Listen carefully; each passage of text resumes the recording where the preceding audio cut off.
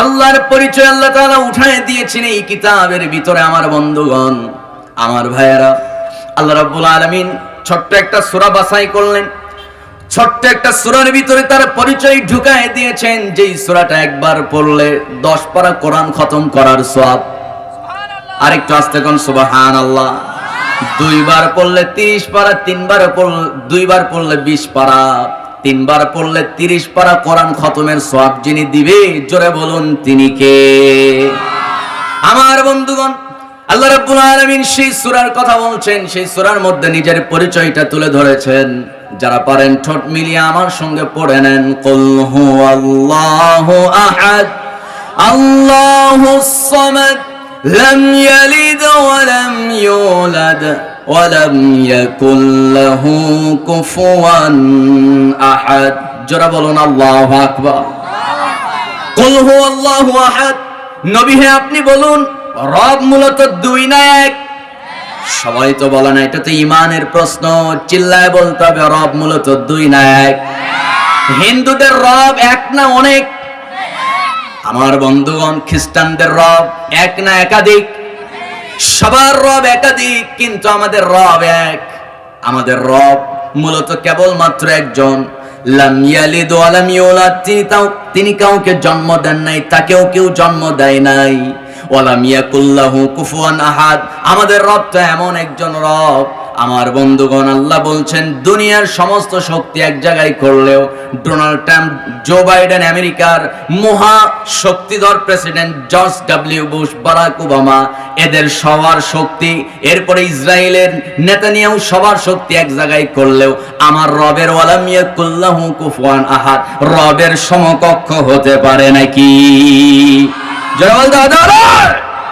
আমার ভাইয়েরা, আমার বন্ধুগণ, আল্লাহ রাব্বুল আলামিন এর জন্য দুনিয়ার तमाम মানুষকে বলছেন, ও দুনিয়ার মানুষরা শোনো, মানুষকে ভালোবাসবা তো ঠকবা, রবকে ভালোবাসবা তো জিতে যাবা। কথা ঠিক কি না? ঠিক আছে না? বউকে আপনি ভালোবাসেন, বউয়ের জন্য দিন নাই রাত নাই, কি খাটাখাটনি। সকালবেলা পান্তা খায়া মাঠে আছে দাদা, সারাটা দিন পুরা দিনের রোদের তাপ পিঠের উপর দিয়ে চলে যায়, ঠিক কিনা বলেন? আমার বন্ধুগণ, যারা দোকানদার, কাস্টমারের সঙ্গে কথা বলতে বলতে মাথা গরম, দিন শেষে বাড়িতে আসছে, বউরে একটা সালাম দিছে, সালামের জবাব তো দূরের কথা, মোকলেসের বাপ তাড়াতাড়ি ভাত ওই জায়গায় আছে, নিয়ে খাও, খায়া ঘুমাও, আছে না? আমার বন্ধুগণ, দিন শেষে বউয়ের ভালোবাসাও পাওয়া যায় না ঠিক মতো। যুবকদের কথা আর কি বলবো, 3 বছর 4 বছর রিলেশন করার পর হঠাৎ করে পার্কে গেছে, ওর আরেক গার্লফ্রেন্ডে নিয়ে যাওয়ার পর দেখতেছে ওই প্রথম গার্লফ্রেন্ড আরেক বয়ফ্রেন্ডকে নিয়ে হাজির, ঠিক কিনা? আমার ভাইয়েরা, সবাই সবাইরে ধোঁকা দেয়, কিন্তু আল্লাহকে ভালোবাসবেন, কোনো ধোঁকার অবকাশ নাই। কারণ আল্লাহ রাব্বুল আলামিন দুনিয়ার तमाम মানুষকে বলছেন, আল্লাযীনা ইউনফিকুনা ফিস সাররাই ওয়াদ দাররাই ওয়াল কাযিমিনাল গায়যা ওয়াল আফিনা আনিন নাস ওয়াল্লাহু ইউহিব্বুল মুহসিনিন। জোরে বলুন আল্লাহু আকবার। আমার বন্ধুগণ, মহান রব্বুল আলামিন বলেন, কেউ যদি মুহসিন বান্দা হতে চায়, মুহসিন মানে হলো আল্লাহর কাছে অধিক প্রিয় বান্দা। আমার বন্ধুগণ, মুহসিন বান্দা যদি কেউ হতে চায়, আল্লাহ বলছেন ইউনফিকুনা ফিস সাররাই ওয়াদ দাররা।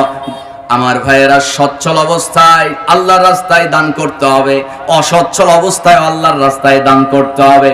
সচ্ছল অবস্থা আপনি বেশি দান করেন, অসচ্ছল অবস্থা আপনি কম দান করেন, কিন্তু কথা হলো নিয়মিত দান করতে হবে। কারণ আল্লাহ রাব্বুল আলামিন বলছেন, যারা নিয়মিত দান করে, কম হোক বেশি হোক বিপদ, কম দান করে বিপদ নাই, বেশি দান করে। আল্লাহ রাব্বুল আলামিন বলছেন, এই সমস্ত বান্দারাই মুহসিন বান্দা। জোরে কোন সুবহানাল্লাহ। মুহসিন বান্দার 2 নাম্বার গুণ হলো, তারা যখন ইউনফিকুনা ফিস সাররাই ওয়াদ দাররাই ওয়াল কাযিমিনাল গায়য ওয়াল আফিনা আনিন নাস। মুহসিন বান্দার আরেকটা গুণ হলো, মুহসিন বান্দারা কেবলমাত্র শুধুমাত্র তারা প্রতিশোধ পরায়ণ হতে পারে না, তারা বরঞ্চ মানুষকে ক্ষমা করতে ভালোবাসে। আমরা ক্ষমা করতে পারবো কি পারবো না? জোরে বলি ইনশাআল্লাহ। ক্ষমাকারী একজন, তিনি কে? সবচেয়ে শ্রেষ্ঠ ক্ষমাকারী কে? আল্লাহ তাআলা। ক্ষমার গুণ যদি আপনার ভিতরে থাকে, আল্লাহ তাআলা আপনাকেও ভালোবাসবেন। সুবহানাল্লাহ বলবেন না? আমার বন্ধুগণ, আল্লাহর সন্তুষ্টি লাভের 5টা উপায় আমি নরমালি খুব সামারাইজ করে সংক্ষিপ্ত আকারে আপনাদের সামনে উঠায় তুলে ধরব। আমার ভাইয়েরা, আমার বন্ধুগণ, আল্লাহকে সন্তুষ্ট করার 5টা মাত্র উপায় বলে যাব। এই 5টা উপায় যদি আমরা ফলো করি, আল্লাহকে সন্তুষ্ট করা হয়ে যাবে। আপনার স্ত্রীকে সন্তুষ্ট করার জন্য কত টেনশন, কত কি করেন। ঈদে একটা শাড়ি কিনতে যাবেন, কোন শাড়িটা পছন্দ, ভিডিও কলে দেখায়, দেখো তো বউ এই শাড়িটা পছন্দ কিনা। সন্তান তারে খুশি করার জন্য কত টেনশন, বাপ মাকে খুশি করার জন্য পেরেশান, কিন্তু দিন শেষে কেউ আপনারটা দেখে না। আমার বন্ধুগণ, আমার ভাইয়েরা, আপনি সবাইকে দেখবেন ঠিক আছে, কিন্তু প্রথম দেখতে হবে একজনকে। তিনি কে? আরো জোরে বলতে হবে, তিনি কে? সম্মানিত ভাইয়েরা, আমার বন্ধুগণ, আপনি এক কাজ করেন, এই দুটো অফ রেখে ওই যে ওই পাশের একটা আমার দিকে ঘুরাই দেন, এই পাশের একটা আমার দিকে ঘুরাই দেন, তাইলে আর ঝামেলা থাকবে না। জান বুঝেন না? এটা সহজ উপায়। সম্মানিত ভাইয়েরা, আল্লাহকে সন্তুষ্ট করার, আল্লাহকে ভালোবাসার উপায় কয়টা? সবাই তো বলে না কয়টা? 5টা উপায়। তাহলে 1 নাম্বার উপায় হলো, আল্লাহ রাব্বুল আলামিন কোরআনুল কারীমের 38 নম্বর সূরা, সূরা সাদ 29 নম্বর আয়াত থেকে আল্লাহ তাআলা তার সন্তুষ্টি, তাকে খুশি করার উপায় আমাদেরকে জানিয়েছেন। সুবহানাল্লাহ বলবেন না? আর একটু জোরে বলি পিছনে ভাইরা, সুবহানাল্লাহ। সম্মানিত বন্ধুগণ, আল্লাহ রাব্বুল আলামিন বলেন, কিতাবুন আনজালনাহু ইলাইকা মুবারাকুন লিয়াদাব্বারু আয়াতিহি ওয়া লিয়াতাযাক্কারা উলুল আলবাব। জোরে বলুন আল্লাহু আকবার। আল্লাহ তাআলা বলছেন, বান্দারে,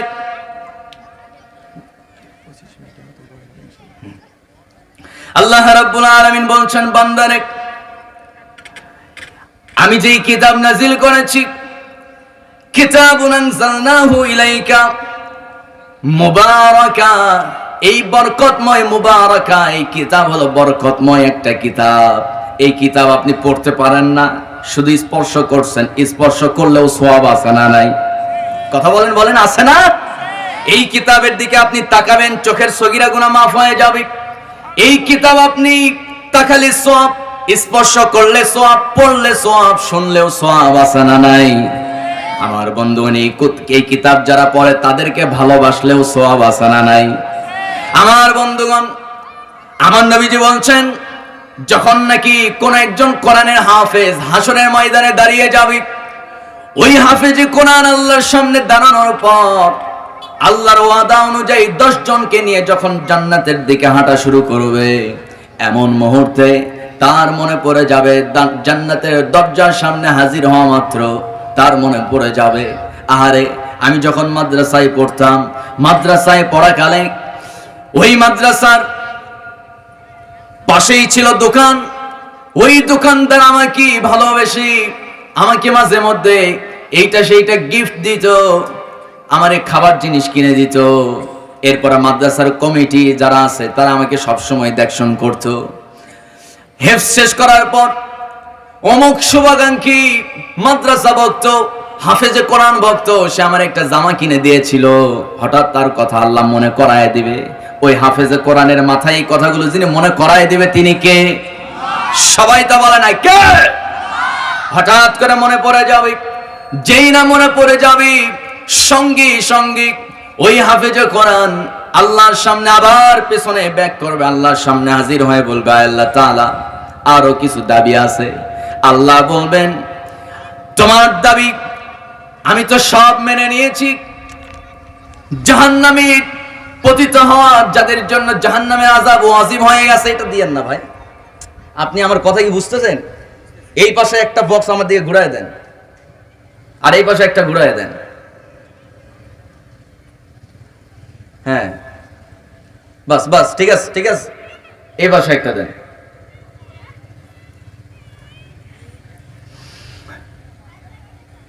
সম্মানিত ভাইয়েরা, আমি কিন্তু মূলত আপনাদেরকে একটু বসায় রাখছি, কিন্তু মূল আলোচনা করবে প্রধান আলোচক ইনশাআল্লাহ।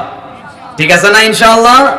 আমাদের আবু রায়হান ভাই আসবে, অনেক গুরুত্বপূর্ণ কথা বলবে ইনশাআল্লাহ।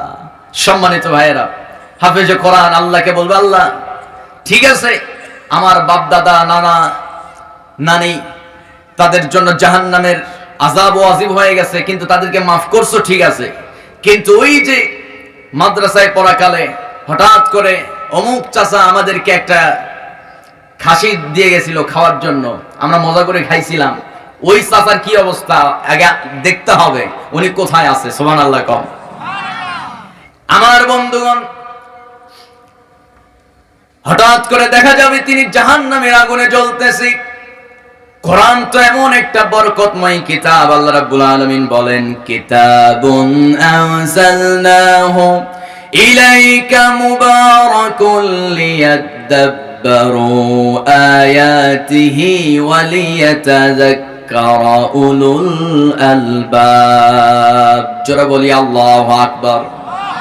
আমার ভাইয়েরা, এই কিতাব এমন বরকতময় কিতাব, এই কোরআন যদি আপনার সিনার ভিতরে থাকে, আপনার যদি কোনো গুনাহের কারণে যদি আযাব যদি নির্ধারিত হয়ে যায়, আল্লাহ আপনাকে ওয়াদা মতো হাফেজে কোরআনকে জাহান্নামে দিলেও কোরআন সিনার ভিতরে থাকার কারণে ওই কোরআনের বরকতে তার দেহের একটা চামড়াও পুড়বে না। জোরে কোন সুবহানাল্লাহ। একটা লোমও পুড়বে না। জাহান্নামে জ্বলবে ঠিক, আল্লাহ ওয়াদা করছে, পুড়বে ঠিক, কিন্তু ওই কোরআনের সম্মানে ইলাইকা মুবারাকা, এই বরকতময় কিতাবটা সিনার ভিতরে থাকার কারণে তার একটা লোমও জাহান্নামের আগুন পুড়াতে পারবে না। সুবহানাল্লাহ পড়ে। এই হাফেজে কোরআন দেখবে, আমার অমুক চাচা আমার একটা জুব্বা হাদিয়া দিছিল, অমুক এক দাদা মুরব্বী মানুষ তিনি আমারে 10 টাকা হাদিয়া দিছিল, সাবান কেনার জন্য 50 টাকা দিছিল। এই কথা মনে পড়ে যাবে, অমুকে সে কোথায় আছে, অমুক দাদা কই, অমুক চাচা কই। যখন দেখবে জাহান্নামের আগুনে দাউ দাউ করে জ্বলতেছে, জাহান্নামের আগুনে ঝাঁপ দিয়ে তাকে জাহান্নামের আগুন থেকে উঠায় আনবে। সুবহানাল্লাহ। সেখানে দেখা যাবে এক সময় 10 জনের জায়গায় 20 জন 30 জন অসংখ্য জনকে নিয়ে হাফেজে কোরআন আল্লাহ জান্নাতের ভিতরে ঢুকবে। সুবহানাল্লাহ। আরেকটু আস্তে কর, আরেকটু চিল্লায় বলি সুবহানাল্লাহ। এই কোরআনের সম্মান বাড়িয়ে দিয়েছেন যিনি, তিনি কে? কিন্তু আমার দেশে কিছু কিছু মুসলমান আছে যারা বলে কোরআন খামাখা পড়ার কি দরকার, এটা তো ওল্ড ভার্সন, ওল্ড কিতাব, পুরাতন একটা বই, এটা পড়ে কি হবে? এই বই পড়ে তো ডাক্তার ইঞ্জিনিয়ার হওয়া যাবে না। হ্যাঁ ঠিক আছে, আমি একটা কথা আপনাদেরকে বলবো, কওমি মাদ্রাসায় পড়ে ডাক্তার হওয়া যাবে না, ইঞ্জিনিয়ার হওয়া যাবে না, এরপরে আপনি কি বলে সরকারি কোন চাকরি আপনি পাবেন না। কিন্তু কথা হলো, আমার কথা হচ্ছে নরমালি আপনাকে প্রথমত আপনার সন্তানকে মাদ্রাসায় ভর্তি করায় দিয়া আপনার সন্তানের সিনার প্রথম তার জ্ঞান, ইকরা বিসমি রাব্বিকাল্লাযী খালাক, তার প্রভুর কিতাব কোরআনের জ্ঞান তার সিনার ভিতরে ঢুকায় দিয়া এরপরে আপনি তাকে কলেজ ইউনিভার্সিটিতে ভর্তি করান। এক সময় ডাক্তার হবে, ইঞ্জিনিয়ার হবে, এক সময় সে কন্ডাক্টর হবে, কিন্তু রাস্তার রড, এরপরে রাস্তার খোয়া বালি চুরি করে খাবে না। আর জোরে হাত তুলে বলুন ঠিক কিনা? সম্মানিত ভাইয়েরা, ক্লাস 1 থেকে প্রাইমারি প্রতিষ্ঠানের এই পড়াশোনা থেকে একেবারে ক্লাস 1 থেকে মাস্টার্স পর্যন্ত কোরআনের সঠিক শিক্ষা না থাকার কারণে উচ্চ শিক্ষিত ডিসিএসপি বড় বড় সরকারি ইঞ্জিনিয়াররা কোটি কোটি টাকা কলমের খোঁচা মেরে জনগণের টাকাগুলো নিয়ে নিচ্ছে। সম্মানিত বন্ধুগণ, এর পেছনে মূল কারণ হলো তাদের ভিতরে খোদাভীতি নাই, কোরআনের জ্ঞান নাই, বিদায় এই কাজগুলো তারা করে। ঠিক কিনা আমার ভাইয়েরা? এজন্য আল্লাহকে সন্তুষ্ট করার এক নাম্বার উপায় হলো ইলাইকা মুবারাকুল লিয়াদাব্বারু আয়াতিহি ওয়া লিয়াতাযাক্কারা উলুল আলবাব। এই কোরআন পড়তে হবে, এক নাম্বার উপায়। এই কোরআন কি করতে হবে? পড়তে হবে। নিয়মিত কোরআন পড়তে হবে, নিয়মিত কোরআন শুনতে হবে।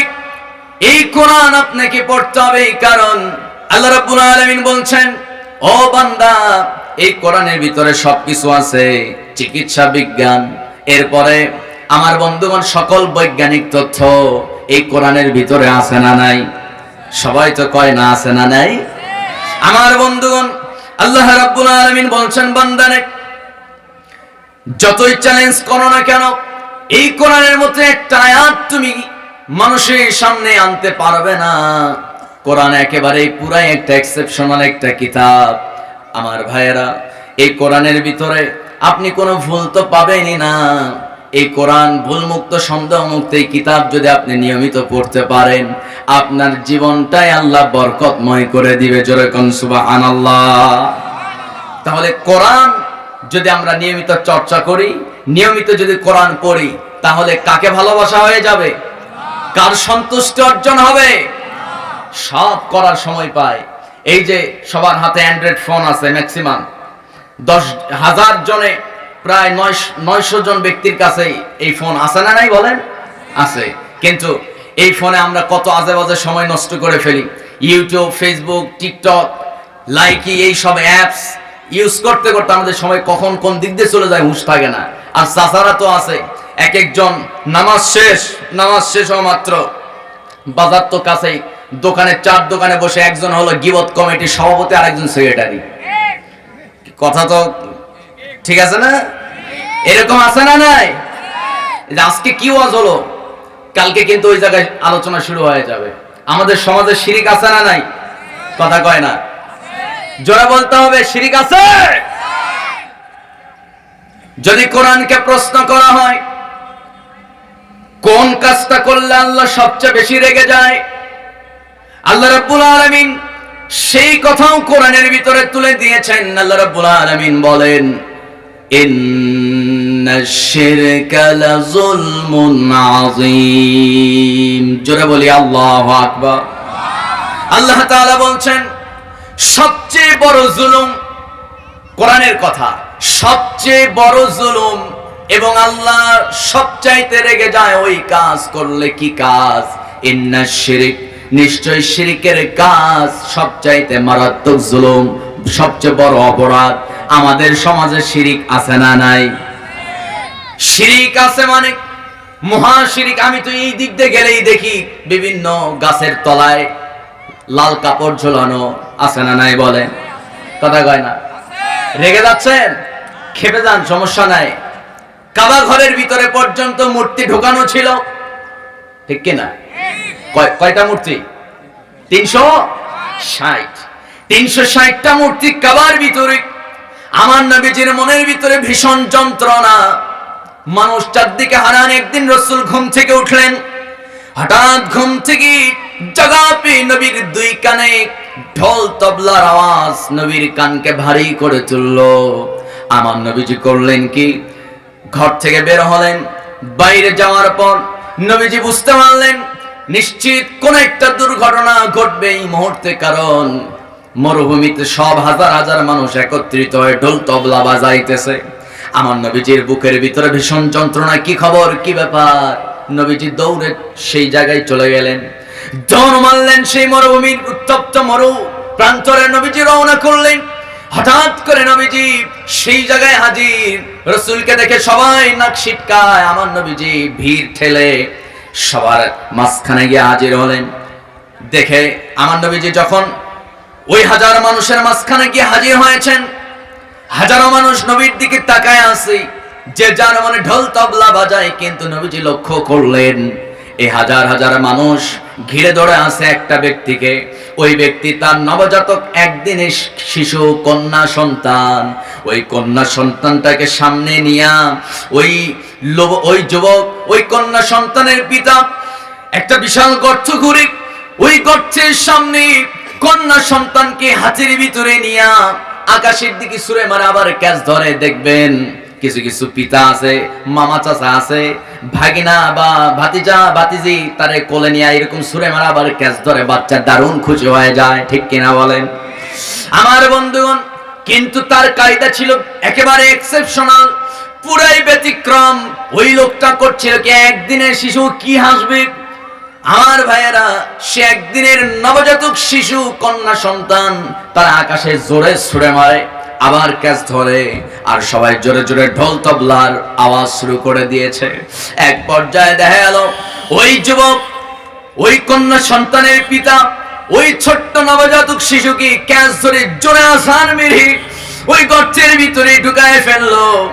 শিশুটা যখন গর্তের ভিতরে পড়ে গেছে, নবীজি একটু মাথা আগায় দিয়া যখন গর্তের দিকে তাকালেন, দেখেন মগজ ফেটে মাথা একেবারে ছিটকে গেছে, মগজ ছিটকে গেছে মাথা ফেটে।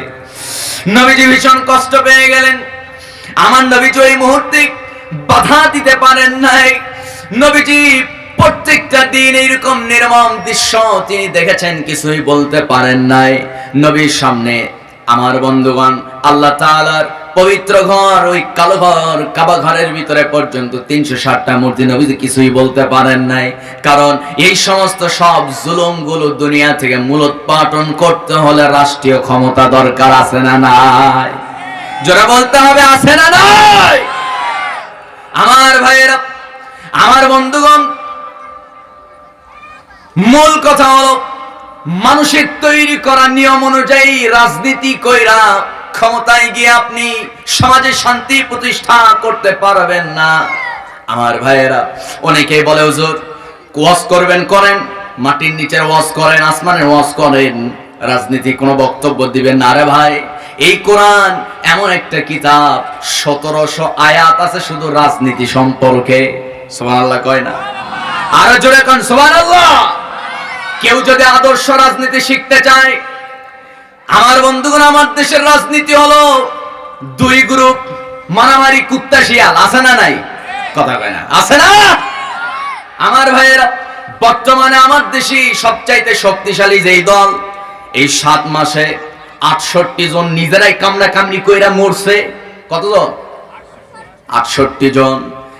তারা ক্ষমতায় গিয়ে কি শান্তি প্রতিষ্ঠা করবে? আমার ভাইয়েরা, আমার বন্ধুগণ, এই মানুষের তৈরি করা নিয়ম অনুযায়ী রাজনীতির মধ্যে কোনো ফায়দা নাই, ফায়দা আছে কোরআনের রাজনীতির ভিতরে। যারা ঠিক বলে না, ঈমান কিন্তু থাকবে না। যারা বলেন ঠিক কিনা? আমার বন্ধুগণ, আমার ভাইয়েরা, ফাইনাল কথা আমি বলতে চাই, 2500 তরুণ যুব সমাজ ছাত্রদের বুকের তাজা রক্ত এবং তাজা প্রাণের বিনিময়ে যেই সংসদ থেকে চোর বাটপারদেরকে তাড়ায়া সংসদ ভবনকে আমরা পবিত্র করেছি, ওই পবিত্র সংসদের চেয়ারে আগামী তার কোন বেনামাজি নেতা আমরা দেখতে চাই না। এ মতের পক্ষে রাজি আছেন কারা কারা? দুইটা হাত, আমি তাদের দেখতে চাই। মুসলমান,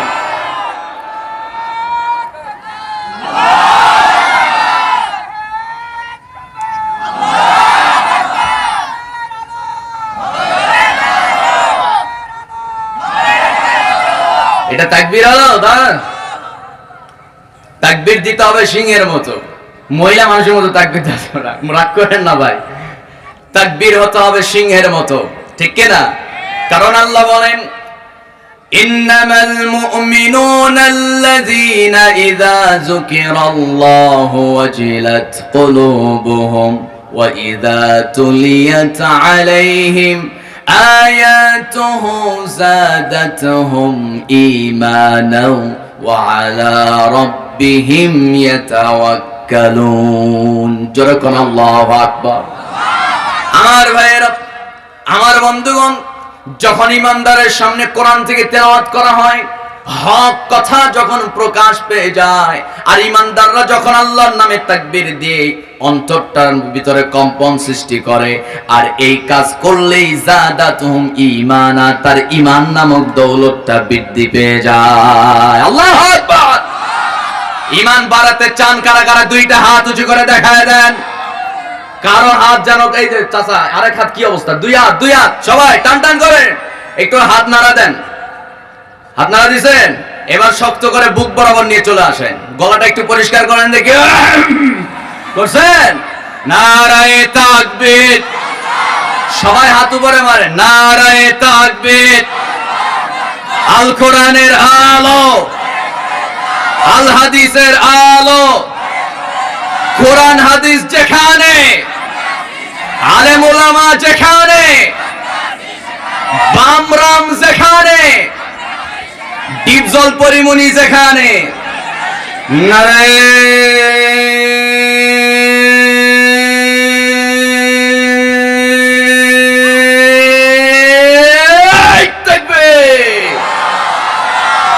কষ্ট হলো নাকি?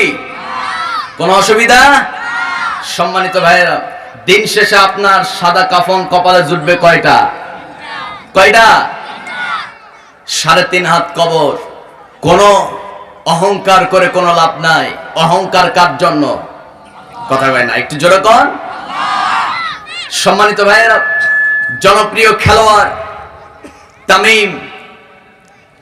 তামিম না, অসুস্থ হয়ে গেছে, তামিম ইকবাল না, তামিম ইকবাল তো, তামিম ইকবাল ডাক্তার বলেছে হুইল চেয়ার ছাড়া চলা যাবে না। আমি আজকে দেখলাম হুইল চেয়ারে বসে আছে একটা তাগড়া যুবক মানুষ, বাংলাদেশের জনপ্রিয় খেলোয়াড়। ইউরোপিয়ান রাষ্ট্রগুলো তাকে দেখে কাঁপতো ক্রিকেট ময়দানে। সে আমাদের দেশের এক গৌরব, ঠিক আছে, কিন্তু কথা হলো তামিম ইকবাল, তার কথা কেন আনলাম? একজন যুবক মানুষ, কত কোটি টাকার মালিক সে নিজেও জানে না, কিন্তু ভোগ করবে কেমনে? আপনি 1000 কোটি টাকার মালিক হন, ভোগ করতে পারবেন না। যতটুকু আপনার কপালে আছে ততটুকুই ভোগ করবেন, ঠিক কিনা? এত 1000 কোটি টাকা আত্মসাৎ করে কি লাভ হলো? দেশে তো আপনারা থাকতে কেউ পারলেন না।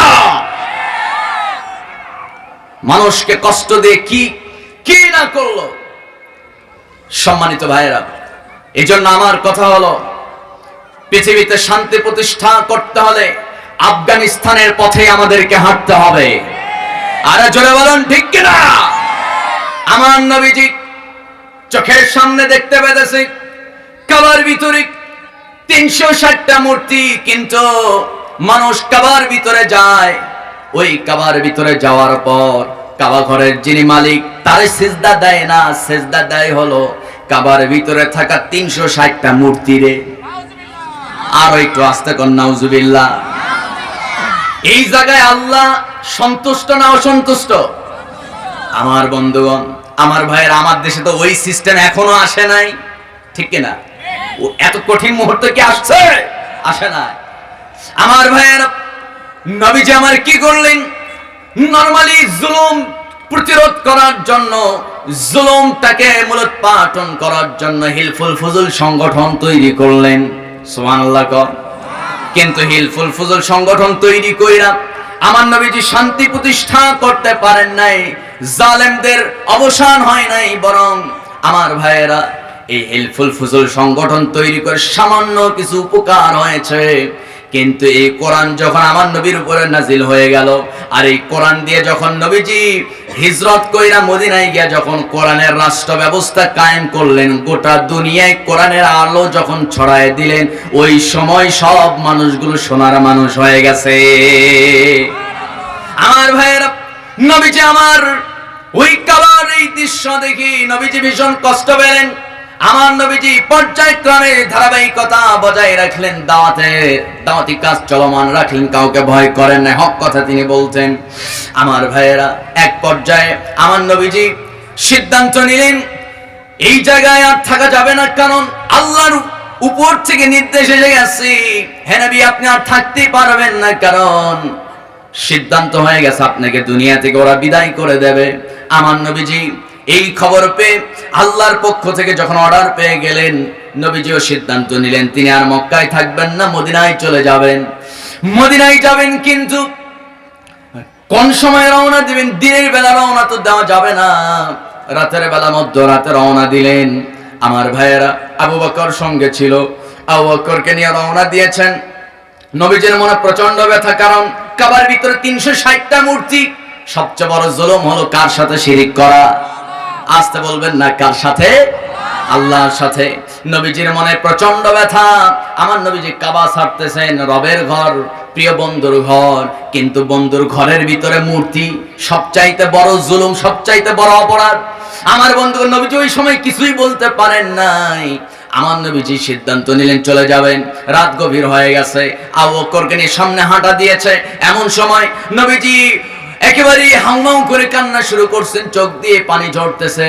আবু বকর বলে, ইয়া রাসূলুল্লাহ, বুঝতে পেরেছি পরিবার পরিজন জন্মভূমি ছেড়ে যাচ্ছেন, এই জন্য আপনার মনে কষ্ট হচ্ছে। নবীজি বলেন, ও আবু বকর, তুমি যা ভাবতেছো বিষয়টা এমনটা নয়। আবু বকর, জানো কি, আমার বন্ধুর ঘর আমি ছেড়ে যাচ্ছি। ঘুম থেকে উঠে এই ঘরটা আমি সবচাইতে, ঘুম থেকে উঠে এই ঘর দেখার জন্য আমি সবচেয়ে বড় পাগল। আবার ঘুম যাওয়ার আগে এই ঘর দেখে আমি ঘুম যাই। আল্লাহু আকবার। কিন্তু আবু বকর এই কাবা মক্কা নগরী ছেড়ে মদিনা শহরে চলে যাচ্ছি, ইয়াসরিবে। এই মক্কা শহর থেকে মদিনার 600 কিলোমিটার দূরত্ব। কত বছর পর আসতে পারবো কি পারবো না জানি না। এই ঘরের জন্য বড় মায়া হতেছে, কারণ ঘরের ভিতরে 360টা মূর্তি আছে। আমার মনের ভিতরে ভীষণ তামান্না, এই ঘরের ভিতরে একটু ঢুকবো আর ঘরের ভিতরে আমার বন্ধুকে একটু সিজদা দেব। আমার ভাইয়েরা, আবু বকর করলেন কি, ইয়া রাসূলুল্লাহ, ঠিক আছে চলেন, ওই ঘরের ভিতরে আমরা ঢুকবো। এরপরে যখন নাকি কাবার সামনে গেছে, কাবার সামনে যাওয়ার পর যখন ঢুকবে, হাজী সাহেবরা আছেন, আপনারা জানেন কাবার তো একটা বিশাল দরজা, ওই দরজাতে তালা ঝোলানো আছে। এখনো ওই তালা আছে না নাই বলেন? এখনো ওই তালা আছে। আমার নবীজি ওই তালা দেখি রাসূল বললেন, ও আবু বকর, এই কাবার দরজার তালার চাবি কার কাছে আছে? হযরত আবু বকর বলছেন, উসমান বিন তালহার কাছে। উসমান বিন তালহাকে ডাকা হলো। উসমান বিন তালহা মধ্যরাতে মদ্যপানরত অবস্থা। তখন উসমান বিন তালহা তখন মুশরিক ছিল, এখন ঈমানদার হয় না, ঈমান গ্রহণ করেন নাই।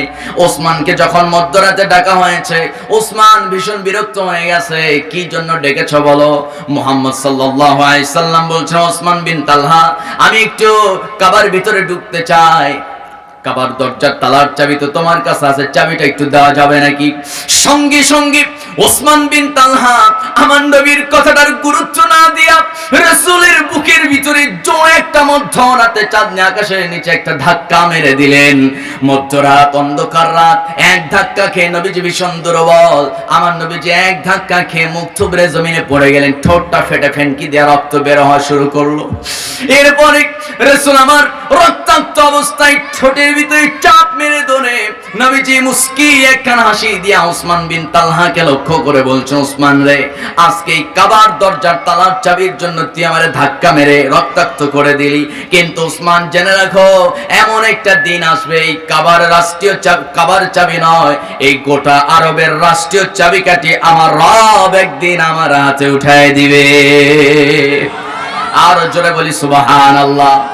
আমার বন্ধুগণ, এরপরে এই কথা শোনা মাত্র উসমান বিন তালহা, দাঁড়িয়ে থাকা উসমান থরথর করে কাঁপতে কাঁপতে জায়গায় বসে গেছে। উসমান দাঁড়াতে পারে, কারণ নবীজির কথার লোড কিন্তু অনেক, একেবারে ওই কথার লোড নিতে পারেন নাই, বড়ই মারাত্মক লোড। আমার নবীর কথা নিতে পারেন নাই। উসমান জায়গায় বসে গেছে।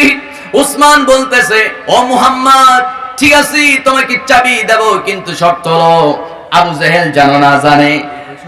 আবু জেহেল যেন না জানে। হ্যাঁ ঠিক আছে, আবু জেহেল জানবেন, কেন জানবে না? কারণ আবু জেহেল হলো মক্কার সিটি মেয়র। কিসের সিটি মেয়র? মক্কা নগরীর সিটি মেয়র। মানে আবু জেহেল এইদিকেও ক্লিয়ার থাক, ওদিকেও ক্লিয়ার থাক, কারণ ও চিন্তা করতেছে মুহাম্মদ যেহেতু আজকে বলছে, আজ হোক কাল হোক, মুহাম্মদের হাতে এই গোটা আরবের রাষ্ট্রীয় চাবিকাঠি ক্ষমতা একদিন ওর হাতে যাবে, কারণ জীবনে মুহাম্মদ যা বলছে কোনোটা মিথ্যা হয় নাই। সুবহানাল্লাহ। কর সম্মানিত ভাইয়েরা, এই জন্য আমি এই কথা টানলাম। আজকে এখানে এই গাছগুলোর এখানে আমি ছোটবেলায় অনেক আগে থেকে দেখি এই লাল কাপড় আছে না? কথা কয় না, কি ঘুমাচ্ছেন আপনারা? এই লাল কাপড় কেন দেয় আপনারা কোন বলেন? এই জায়গাতে কি হয়? শিরিক হয় না? শিরিক হয় কি না? শিরিক হয়। আপনি এরপরে এখানে একটা মাজারও আছে, আছে না? মাজার একটা আছে না? মাজারও একটা আছে।